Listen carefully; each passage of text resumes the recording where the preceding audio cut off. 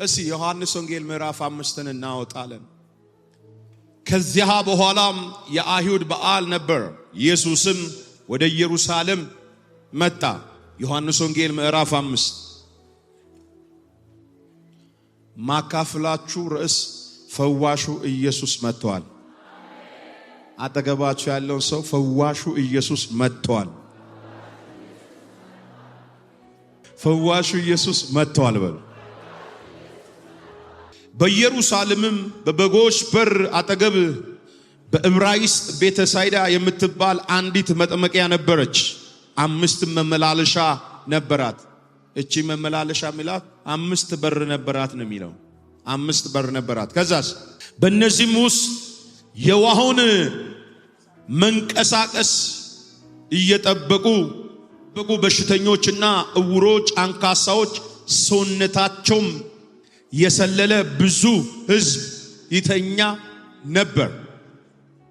አንዳንድ ጊዜ የጌታ መልአክ መቂቱ ወርዶ ውሃውን ያናውጥ ነበርና እንግዲህ ከውሃው መናወጥ በኋላ በመጀመሪያ የገባ ከማናቸውም ካለ ደዌ ጤናማ ይሆን ነበር።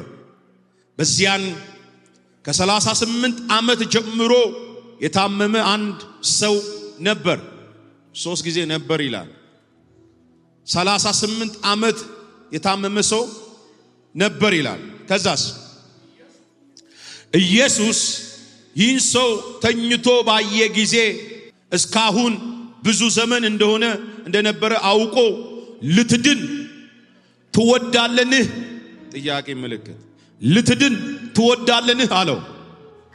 ደዌውም የታመመው ሰው ማለት ነው። ደዌውም ጌታ ሆይ ውሃው በተናወጠ ጊዜ በመጥምቂቱ ውስጥ የሚያኖረኝ ሰው የለምን፣ ነገር ግን እኔ ሲመጣ ሳለው ሌላው ቀድሞኝ ይወርዳል ብሎ መለሰለት። ኢየሱስም እንዲህ አለው፣ ተነስ አልጋህን ተሸክመ ሂድ አለው። ወዳው ይላል ደስ የሚለኝ ቃል ፈዋሹ ኢየሱስ መጥቶ ወዳውን ሰውየውም ዳነ፣ አልጋውን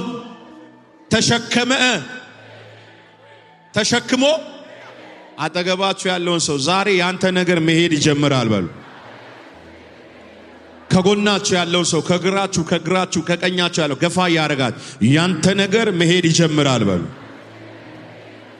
ያንተ ነገር መንቀሳቀስ ይጀምራል። ግፊያትሲ ያንቺ ነገር መንቀሳቀስ ይጀምራል። አንድ ሰው እጁ ከፍ አድርጎ የኔ ነገር መሄድ ይጀምራል ይበል። ይሄ አሁን ያነበብኩላችሁ ክፍል በኢየሩሳሌም በበጎች በር አጠገብ ምን የሚባል በዕብራይስጥ ቤተሳይዳ የሚባል ምን ነበር ይላል? መጥመቂያ ውሃ ገንዳ ነበር ይላል። ይሄ ቦታ ውሃው ገንዳ ያለበት ስንት በሮች ይለዋል? 5 በሮች አሏት። ይሄ መጥመቂያው 5 በር አለው። 5 መግቢያ በሮች አሉ። የእያንዳንዱ በር መግቢያ የሚገቡበት ስርዓት አላቸው። አንደኛ መግቢያ ካህን የሚገባበት መግቢያ አለ። የሰማች ነው። አንደኛው መግቢያ ደግሞ ህዝብ የሚገባበት መግቢያ አለ። ሶስተኛው ደግሞ የተከበሩ አንቱ የተባሉ። የሚገርማችሁ ነገር በእነዚህ 5 በሮች ውስጥ አንድ ያልተጠበቀ እንግዳ፣ ለዛም በበጎች በር ነው የሚለው። በበግ በር የሚገባ ሰው ደግሞ ሽታውን አስቡ። በጣም ደስ አይልም ሽታው። በበጎች በር ጌታችን ኢየሱስ ክርስቶስ ወደ መጥምቂቷ መጣ። በካህናት በር አልመጣም። ነቢያት በሚገቡበት በር አልመጡም። የተከበሩ ሰው የሚገባበት በር አልመጣም። ህዝብ በሚገባበትም በር አልመጣም። 5ኛው በር በጎች በሚገቡበት በር ይላል። አቤት አቤት አቤት። ከጎናችሁ ያለውን ሰው ባልተጠበቀ በር ኢየሱስ ይመጣል በለው። ጨብጫትና ባልተጠበቀ በር ጌታ ይመጣል በያት። ማን ነው አንድ ሰው እጁ ከፍ አድርጎ ባልተጠበቀ በር ይመጣል ይበለኝ። በነቢያት በር አልመጣም። በካህናት በር አልመጣም። በተከበሩ ሰዎች በሚገቡበት በር አልመጣም። ህዝብ እንኳን በሚገባ ተራው ሰው እንኳን በሚገባ በር አልመጣም። ኢየሱስ ወደዚህ ሰው የመጣው በጎች ምን በሚሉበት በሚገቡበት በር ነው የመጣው። ያንድ ሰው ታሪክ ሊቀይር፣ ያንድ ሰው ስፍራ ሊቀይር፣ ያንድ ሰው መታወቂያ ሊቀይር ጌታችን ኢየሱስ ክርስቶስ የተከበረ የካህናት አለቃ የነቢያት ራስ ሆነ። አንተ ታላቅ አምላክ በበጎች በር ማለት የበግ ሽታ እዚህ ውስጥ ሁላችንም ከክፍለ ሀገር ነው የመጣ ነው እናውቃለን። በሚሸትና በሚገማ በር ኢየሱስ ለዚህ ሰው ሰንጥቆ መጣ። ከዛ ሲመጣ እንደዚህ አለ፣ አንተ ሰው አለው ደዊውን ሰው ይላል፣ ምን እንዳደርግልህ ትወዳለህ? ልትድን ትወዳለህ ወይ? ሰፈር እንዲቀየር ትወዳለህ? ሰውየው ዝባስንኬ ማውራት ጀመረ። የሚገርምህ ነገር ጌታችን ኢየሱስ ሆይ አቅም ያለው ገንዘብ ያለው ሰው ያለው ከኔ ቀድሞ ምን ይላል? ይፈወሳል። በስድስት አንድ ቀን መጥቶ መልአክ ሲያናውጥ ጉልበት ያለው ዘሎ ይገባል። እኔ ግን ጉልበት ስለሌለ ሰው ስለሌለ መግባት አልቻልኩም። ጌታዬ ኢየሱስ ሆይ እኔ ሰው የለኝም አለ። መጽሐፍ እንዲህ ይላል፣ እንደዛው እንደሆነ አውቆ ሽባ እንደሆነ አውቆ ሰው እንደሌለው አውቆ ዛሬ እዚህ ቤት ውስጥ የመጣችሁ የሰው እጅ ሳይኖር እግዚአብሔር ስፍራችሁን ይቀይራል። አጠገቤ ያለውን ሰው ንገረው እስቲ፣ የሰው እጅ ሳይኖር እግዚአብሔር ስፍራህን ይቀይራል በለው። የሰው እጅ ሳይኖር እግዚአብሔር መታወቂያህን ይቀይራል። የሰው እጅ ሳይኖር እጅ ስጠኝ በጌታ ልጸልይልህ። የሰው እጅ ሳይኖር እግዚአብሔር በሩን ይከፍትልሃል። የሰው እጅ ሳይኖር እግዚአብሔር በተዋረድክበት ቦታ ያከብርሃል። የሰው እጅ ሳይኖር በተሰበርሽበት ስፍራ የሰራዊት ጌታ እግዚአብሔር ስብራትሽን ይጠግናል። እስቲ እጅሽ ከፍ አድርጊና አሜን ንገረው በጌታ። አጠገብ ያለው ሰው የሰው እጅ ሳይኖር እግዚአብሔር ያከብርሃል በሉ። እውነት ያከብራል? እስቲ ያከብራል የሚል ሰው ዘራፍ። ዛሬ ማታ ለአንድ ሰው መልእክት እናገራለሁ። ወይ ዛሬ ማታ ወይ ነገ ጠዋት ትመሰክሪያለሽ። ይህን ትንቢት ተቀበይ። በኢየሱስ ክርስቶስም ስፍራችሁን የሚቀይር የእግዚአብሔር እጅ ይመጣል። ባካችሁ አንድ ሰው ጮ አሜን ይበለኝ። እስቲ የተቀመጣችሁ ብድግ በሉና አንድ ሰው ያዙና ነገሬ መንቀሳቀስ ይጀምራል በሉ። የነገሬ አድራሻ ይቀየራል። እግዚአብሔር ነገሬን ይቀይራል። አንድ ሰው እጁ ከፍ አድርጎ ይሆናል ይበለ። ኦፎሌ ኢየሱስ በምን በር ነው የመጣው? በበጎች በር። ካህናት እንኳን በሚገቡበት በር አልገባም። ነቢያት በሚገቡበት በር አልገባም። የተከበሩ ሰዎች በሚገቡበት በር አልገባም። እየሰማችሁ ነው? ሕዝብ እንኳን በሚገባበት በር አልገባም። ግን በበጎች በር መጣና የአንድን ሰው ቀንበር፣ የአንድን ሰው እስራት፣ ጌታ ምስክሬ ነው የምላችሁ ከዚህ ኮንፈረንስ በኋላ የኔን ሰፈር፣ ያንተን ሰፈር፣ ያንቺን ሰፈር የሚቀይር የጌታ ጉብኝት ወደ ቤታችን ይመጣል። በበጎች በር መጣና እንደዚህ ያለ ልትድን አራ ጥያቄ ልትድን ከዛ እንደዚህ ይላል።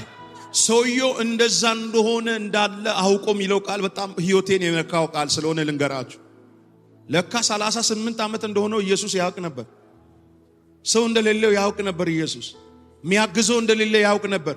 የሚረዳው እንደሌለ ያውቅ ነበር። የሚረዳው እንደሌለ ያውቅ ነበር። የሚጎበኘው ሰው እንደሌለ፣ ሰው እንደሰለቸው ኢየሱስ ያውቅ ነበር። ዛሬ እዚህ ቤት ውስጥ የመጣችሁ ይህንን ቃል ወደኛ ላይፍ ልቀይሮ ሲ ጌታ እግዚአብሔር ፊት ነው የምነግራችሁ። ዛሬ በእናንተ አቆጣጠር የጨረሳችሁትን፣ በእናንተ አቆጣጠር የጨረሳችሁ፣ በእናንተ አቆጣጠር ተስፋ የቆረጣችሁበት ኬዛችሁ ላይ አንቺ በ4 ነጥብ በዘጋሹ ቻፕተርሽ ወይ መዝገብሽ ላይ ዛሬ ጌታ ይመጣል። እስቲ ከጎናችሁ ያለው አንተ በጨረስከው ነገር ላይ ጌታ ይመጣል በሉት። እጅ ከፍ አድርግና ጌታ ይመጣል በለኝ። ተስፋ በቆረጥነው ጉዳይ ላይ፣ በተዘጋ በር ላይ፣ በተበላሸ ትዳር ላይ፣ በተበላሸ ጤንነት ላይ እስቲ እጃችሁ ከፍ አድርጉና ጌታ ይመጣል በሉ። ማርታ ጌታ ምን እንዳለችው ታውቃለህ? ጌታ ሆይ አለች፣ መተ ቢሆን ኖሮ አለችው፣ መተ ቢሆን ኖሮ ወንድማችን ባልሞተ ነበር። መተ ቢሆን ኖሮ እስቲ ዋናው መጥቷል በሉ ባካችሁ። ከጎናችሁ ያለው ሰው ኢየሱስ መጥቷል በሉት። ከዋውን ከሚያጠቅም መጥቶ ዋውን ከሚያናውጠው መልአክ የሚበልጥ የመላእክቶች አለቃ ልከ ካህን የሆነ የነገስታት ንጉስ የሞተውን የሚያስነሳ ዛሬ ለአንድ ሰው ተነብያለሁ። ትላንትና መልአኩ መጥቶ ያናወጠ የሆነ ሰው ተፈውሷል። መልአኩን አዛዥ፣ መልአኩን ላኪው፣ ዋናው እስኪ አንድ ሰው ዋናው መጥቷል ይበላይ። ሶስት ጊዜ ዋናው መጥቷል በላይ። ሁለት ድገም እስኪ። የመጨረሻ ታሪክ የሚቀይር ስም የሚቀይር አድራሻ የሚቀይር ማን ዋናው በለኝ በጌታ እስቲ ዋናው መጥቷል በለኝ። ፈዋሹ መጥቷል በለኝስ። ታሪክ የሚቀይረው ኢየሱስ መጥቷል። ታሪክ የሚቀይረው ኢየሱስ መጥቷል። ቀንበር የሚሰብረው ኢየሱስ መጥቷል። ሽባነት የሚተረትረው ኢየሱስ መጥቷል። መቃብርሽን የሚከፍተው ኢየሱስ መጥቷል። እስቲ ኢየሱስ መጥቷል በለኝ። እፎሌ እዛ ቦታ እስከ ዛሬ ኢየሱስ እስከሚመጣበት ሰዓት ድረስ ሚላኮ ማን ነበር? መልአክ ነበር። ዛሬ የመጣው የመልአኩ አለቃ አዛዥ ነው የመጣው። ዛሬ ብዙ ጊዜ ነቢያት ወደ ቤታችሁ ወይም በሆነ ሰው እግዚአብሔር መጥቶ ይሆናል። ዛሬ ራሱ እግዚአብሔር ወደ ቤታችሁ ይመጣል። እስኪ ራሱ እግዚአብሔር ይመጣል በለኝ። ዋራ ዳጋባሳ ወፎለ የመጨረሻ ልናገር ወዳጆቼ፣ በዚህ ቦታ የመጣው መልአክ አይደለም፣ ውሃም ያናውጠው አይደለም።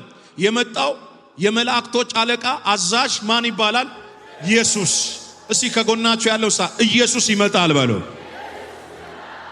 ማርታ ለዚህ ነው አንተ መተ ቢሆን ኖሮ ወንድሜ ምን ባላለ ባልሞተ ነበር። አንተ መተ ቢሆን ኖሮ አልዓዛር አይሞትም አለ። ከዛ እንደዚህ አለ፣ ጌታ ሆይ አለ መተ